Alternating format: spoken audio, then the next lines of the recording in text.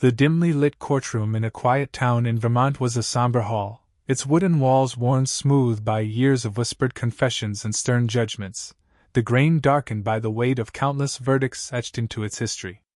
A chill permeated the air on a bleak winter morning, the faint smell of mildew and old books mingling with the damp wool of the sparse onlookers, court clerks scribbling notes, a handful of journalists clutching pens, and a few curious locals huddled against the cold seeping through cracked windows, their breath visible in the unheated room. The double doors creaked open, and two bailiffs, their faces stern and unyielding, escorted a frail figure into the room, his presence barely stirring the assembly. Harold Hal Bennett, a 68-year-old former U.S. Marine, shuffled forward with a labored step, his wrists shackled with cold handcuffs that clinked softly against his trembling, callous hands. His face, etched with deep lines from decades of hardship, was cast downward, his faded blue eyes fixed on the worn linoleum floor as if ashamed to face a world that had long forgotten him. The oversized coat he wore, a threadbare military surplus jacket patched at the elbows and stained with the grime of forgotten alleys, hung loosely over his stooped shoulders, carrying the faint odor of damp cardboard and the smoky residue of makeshift fires. Once, he'd stood proud in a crisp uniform, medals gleaming from service in the deserts of Iraq, his chest a testament to valor. Now, he was a shadow, a homeless man brought to trial for the simple act of seeking warmth in a society that had turned its back. The charges against Hal were minor yet heavy with consequence: loitering, public disturbance, and refusal to obey a police order. The harsh overhead lights cast a stark, unforgiving glow, revealing the hollows beneath his eyes, the silver stubble clinging to his gaunt cheeks, and the faint tremor in his hands that spoke of age and exhaustion. Decades ago, Hal had been a beacon of strength, a staff sergeant with the 1st Marine Division, leading his unit through the chaos of a brutal ambush in Ramadi, a city scarred by war. He'd earned a Bronze Star for pulling a wounded captain to safety under a hail of enemy fire, shielding him with his own body as mortars exploded nearby, the air thick with dust and death. That captain, Daniel Carter, was the older brother of the judge now overseeing Hal's case. But time and misfortune had unraveled the hero's life. Discharged with shrapnel wounds that ached with every step and a mind scarred by PTSD, nightmares of burning Humvees and the screams of his men, Hal found the VA's promises of care lost in a labyrinth of bureaucracy, forms lost or ignored. His wife, worn down by his sleepless nights and haunted silences, left him shortly after his return, taking their young daughter to a life he could no longer provide. Odd jobs as a laborer, hauling bricks, fixing fences, sustained him briefly, until his injuries forced him out, and by the mid-2000s, he was living on the streets, his medals traded to pawnshops for a meal or a bottle to quiet the memories of comrades left behind. The prosecutor, a young woman named Laura Hayes with a crisp suit and a cool, detached demeanor, outlined the case with clinical efficiency, her voice cutting through the room's stillness. Hal, she said, had been repeatedly warned about lingering behind the Maple Grove diner, where he'd huddle near the kitchen vent to escape the biting cold that gnawed at his bones. The diner's owner, a stern man named George Miller, a burly figure with a perpetual frown, had filed 2 complaints, claiming Hal's presence scared off customers and cluttered the alley with the detritus of his survival: discarded wrappers, a tattered blanket. Left unsaid was the truth: Hal never begged, never disturbed the diners with a word, never left a mess beyond his own huddled form. He simply sat, wrapped in a tattered blanket that barely held together, his breath fogging in the frigid air, grateful for the warmth of the vent and the occasional crust of bread or half-eaten sandwich slipped to him by the diner's dishwasher, a compassionate young man named Jake who recognized the same lost look in his uncle, a Vietnam vet who died alone in a VA hospital bed. On the night of his arrest, Officer Mark Sullivan, a broad-shouldered man with a no-nonsense air, had ordered Hal to move along, his flashlight cutting through the darkness. Hal, clutching a stale roll Jake had given him, had asked for a moment to finish, his voice a faint rasp barely audible over the wind. Sullivan, impatient in the cold, saw defiance where there was only hunger, cuffed him, and brought him to the station, the metal biting into Hal's wrists as he was led away. Hayes recommended 50 hours of community service and an 80-day ban from the downtown area, a penalty that would sever Hal's fragile lifelines. The only shelter he knew, a cramped facility on Oak Street offering a cot and a bowl of watery soup twice weekly, would be out of reach, its doors barred by the ban. It would also cut him off from the veterans' meet-up at the local library, a dimly lit room where he found fleeting camaraderie among those who shared his scars, and the church soup kitchen on Sundays, where volunteers offered a warm meal and a kind word. In the depths of winter, with temperatures dropping dangerously low, the sentence was a quiet exile, a death knell for a man already teetering on the edge of survival, his breath visible in the unheated night as he faced the prospect of another frozen alley. Judge Emily Carter, 60, presided with a calm authority forged over 2 decades on the bench, her presence a steady anchor in the room's tension. Her dark hair, streaked with gray, was pulled into a neat bun, and her brown eyes, keen behind wire-rimmed glasses, surveyed the courtroom with a blend of resolve and compassion that had earned her a reputation for fairness. She'd seen countless veterans drift through her court, their stories a testament to broken promises and a society eager to forget its heroes. Her own life bore such a mark, shaped by the loss of her brother, Daniel, whose memory lingered in every decision she made. Daniel had written home from Iraq, his letters brimming with admiration for a staff sergeant who'd saved his life in Ramadi, a city where the sand was stained with blood and hope. Under a hail of gunfire, the sergeant had dragged Daniel from a burning Humvee, the vehicle's frame twisted by an explosion, taking a bullet to the arm as he shielded his captain, holding off the enemy until a medevac chopper roared in. Daniel's survival gave their family 3 more months with him, time to hear his laughter over a shared meal, to hold him close during a rare leave, before an IED claimed him on a dusty road outside Fallujah, his convoy reduced to wreckage and silence. At his funeral, a Marine with a bandaged arm and eyes hollow with grief had approached Emily, his voice thick with regret. "Your brother lived because of me," he'd said. "I wish I could have done more." That Marine was Harold Bennett. Emily had searched for him afterward, driven by a need to know more about Daniel's final days, but the Corps reported he'd been discharged, his trail lost in the shuffle of wartime records.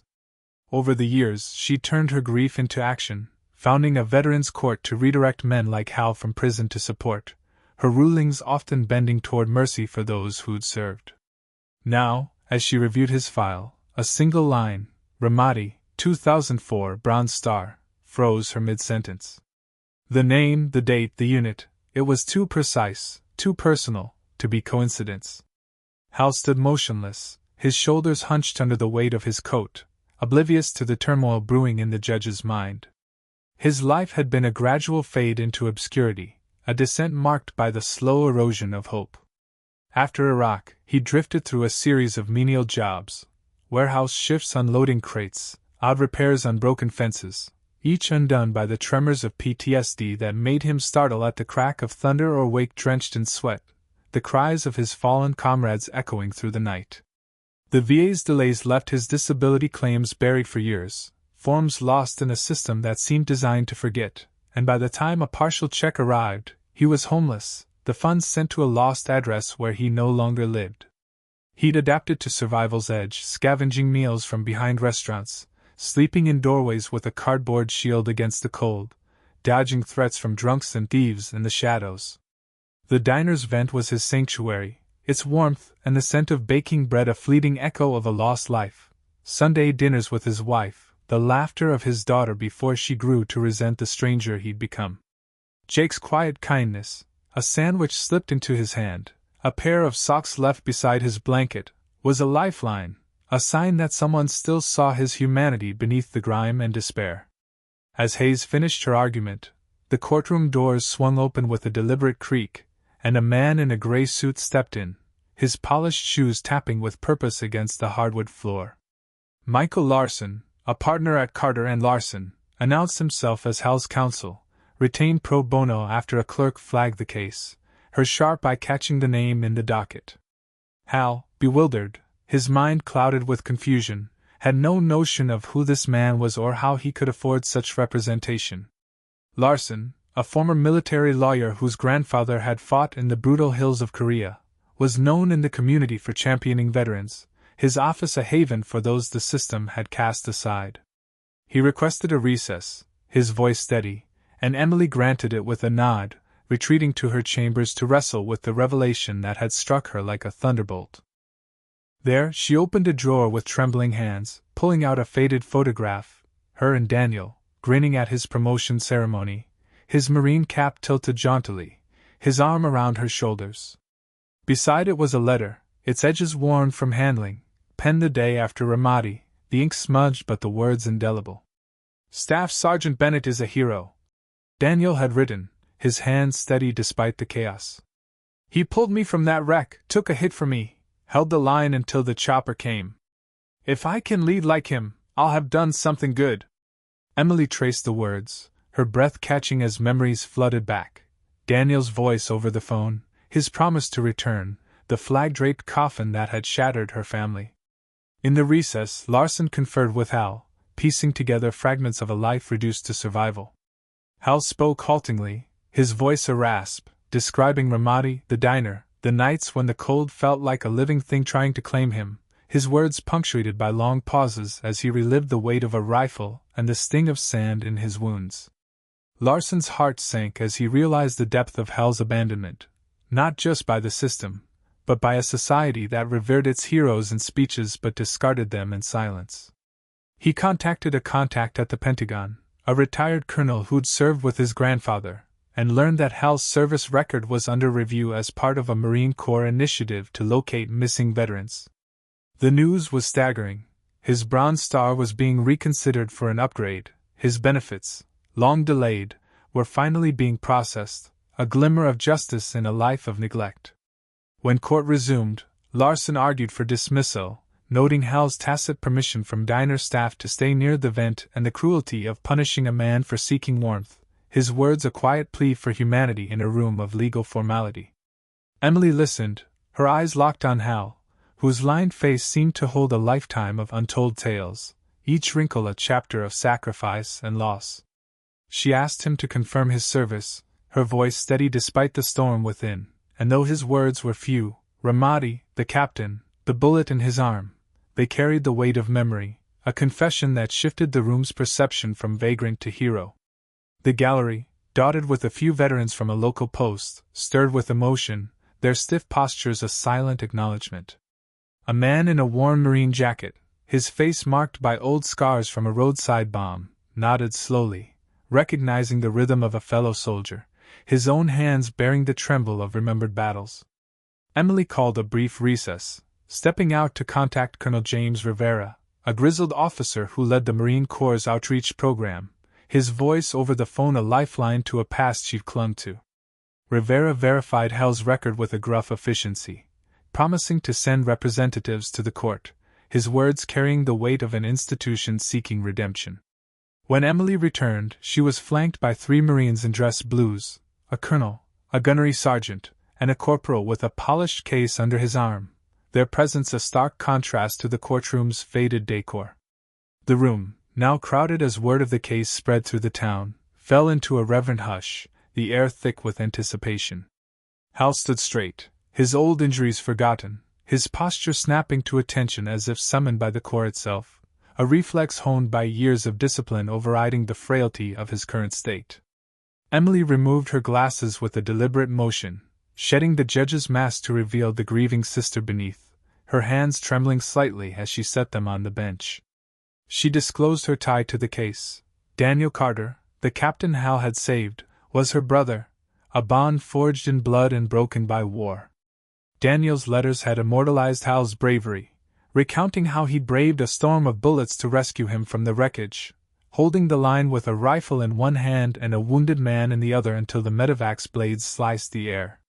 The scarred veteran in the gallery stood, saluting with trembling hands, his scars a testament to his own survival, and others joined, a wave of respect sweeping the room, their feet scuffing the floor as they rose. Emily spoke of Daniel's death, the funeral where Hal's name first reached her ears, a whisper among the salutes and folded flags, and her futile search for the man who'd given her family 3 more months with her brother, time to laugh, to plan, to hope. She touched on her veterans' court, a labor of love born from the ache of seeing heroes like Hal abandoned, their sacrifices buried under the weight of bureaucracy and indifference, her voice steady but laced with emotion. Colonel Rivera stepped forward, his voice resonant with the weight of history, each word a brick in the foundation of Hal's redemption. Hal's actions in Ramadi, he said, had saved Daniel and 10 others, thwarting an ambush that could have wiped out the unit, the desert sand soaked with the blood of those who might have fallen. New evidence, uncovered during a recent audit of wartime records, had prompted a review, upgrading his Bronze Star to a Navy Cross, the Marine Corps' second highest honor, a gleaming symbol of valor long overdue. His Purple Heart, earned in that same firefight, was to be formally reissued, a recognition of wounds both physical and unseen.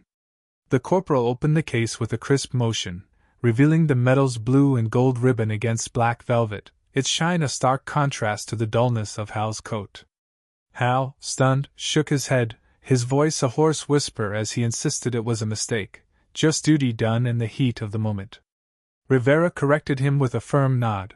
His duty had altered fates, saved lives, and the Corps had failed him by letting him fade into the shadows of forgotten alleys.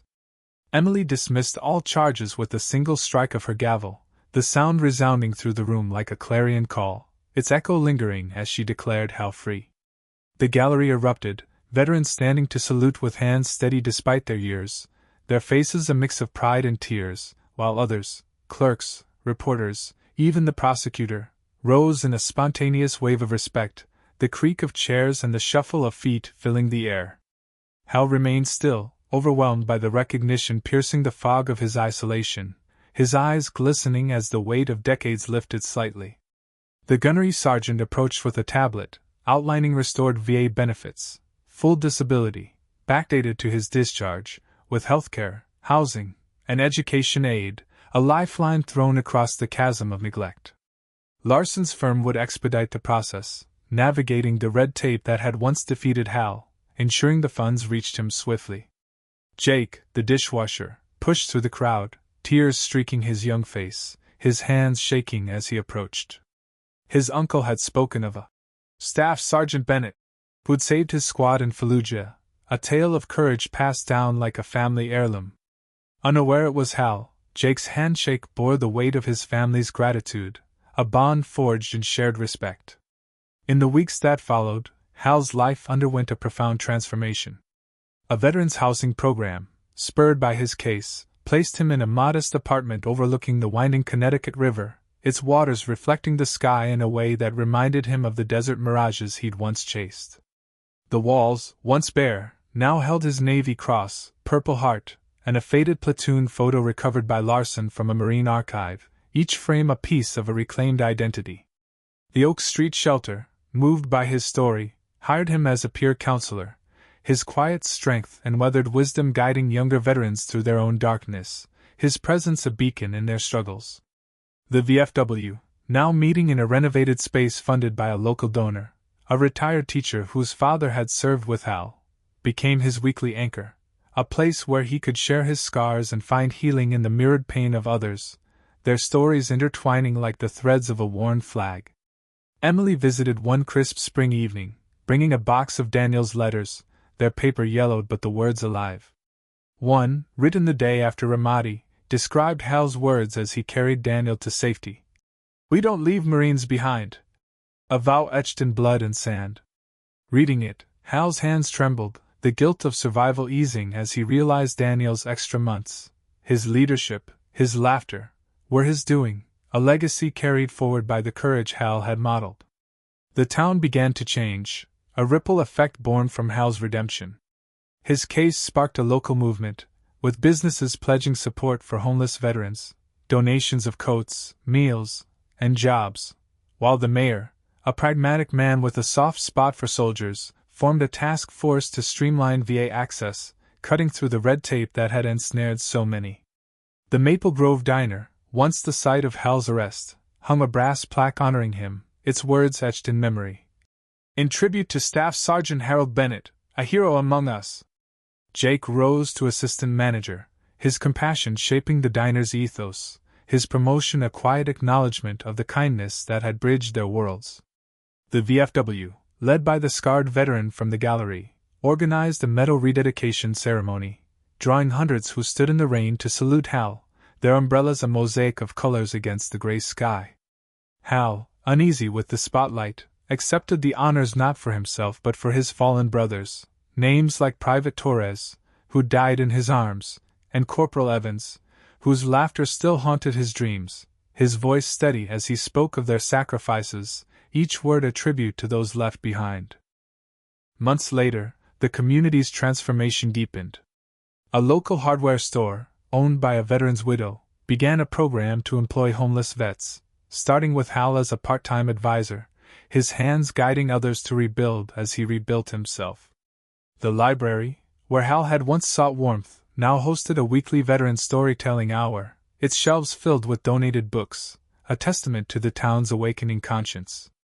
Emily, moved by the outpouring, expanded her Veterans Court, partnering with nonprofits to provide legal aid and housing, her office a hub of hope where men like Hal found a second chance. The diner's plaque became a pilgrimage site, visitors leaving flowers or notes, while Jake's mother, a seamstress, stitched a quilt for Hal, its patches a map of his journey from war to redemption. One calm summer night, Hal stood on his balcony, the river below mirroring the stars above, its gentle flow a contrast to the chaos he'd known. He recalled the years on the streets, the nights when he'd believed his name was lost, his deeds swallowed by the silence of forgotten alleys, the cold a constant companion. Emily's words lingered in his mind, a soft echo. Daniel said a Marine's worth is in the unseen acts, the ones done when no one's watching. You lived that truth, Hal, even when the world forgot. He touched the Navy Cross, its weight a talisman of redemption, the metal cool against his fingers, and whispered. Someone remembered.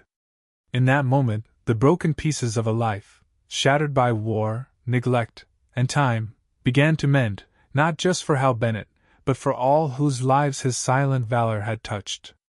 The town, too, mended, its people stirred to action by a single story, a reminder that honor needed no fanfare, only a voice to say, "You are not forgotten," a promise carried on the wind to every veteran left in the shadows.